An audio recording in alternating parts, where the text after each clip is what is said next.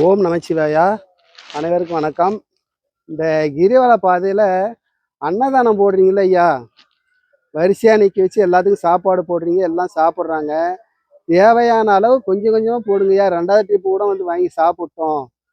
இந்த அன்னைக்கு பார்க்குறேங்க ஐயா, எல்லாம் பாதி பாதி சாப்பாடு, முக்கால் சாப்பாடு எல்லாம் அப்படி அப்படியே போட்டு போகிறாங்க. அன்னதானங்கிறது எதுக்கு தெரியுமா? நம்ம பசி ஆத்துறதுக்கு தான். கீழே இந்த மாதிரி போட்டுட்டு போகிறதுக்கு இல்லை. வந்து பாருங்க, இந்த அன்னதானம் வழங்குற இடத்துல அதை நான் ஃபோட்டோ கூட எடுக்காத விட்டேன். சாப்பாடுலாம் அப்படி கொட்டி கொட்டி கிடக்குது. அப்புறம் எதுக்கு தான் அந்த சாப்பாடு வாங்குறாங்க?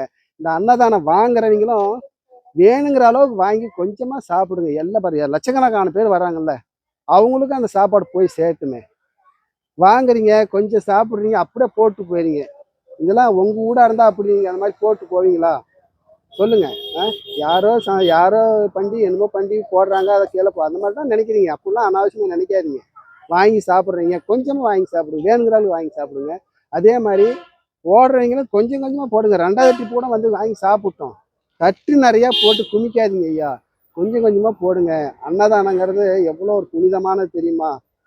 இதெல்லாம் ஏங்க ஐயா அன்னதானம் வழங்குறவங்களுக்கு தெரிய மாட்டேங்குது, அது வாங்கி சாப்பிட்றவங்களுக்கு தெரிய மாட்டேங்குது. ஏன்னாலும் நீங்கள் எதுவும் கோச்சிக்க வேண்டாம். இதில் கோவிச்சுக்கிறதுக்கு ஒன்றுமே இல்லை. எவ்வளோ சாப்பாடு கீழே கொட்டி கிடக்குதுன்னு வந்து பாருங்க. நீங்கள் பார்த்துருக்கீங்களா? நீங்கள் அன்னதானம் வழங்குறீங்க. அதனால் கொஞ்சம் கொஞ்சமாக போடுங்க. சாப்பிட்டோம். வாங்கி சாப்பிட்றீங்களா, கொஞ்சம் கொஞ்சமாக வாங்கி சாப்பிடுங்க. இவ்வளோ வாங்கி சாப்பிட்டா அதெல்லாம் கீழே போட்டுட்டு இதெல்லாம் வீணாக தானே போகுது. அன்னங்கிறது எவ்வளோ ஒரு புனிதமான தெரியுமா? அது வந்து காலிலே படக்கூடாதான்.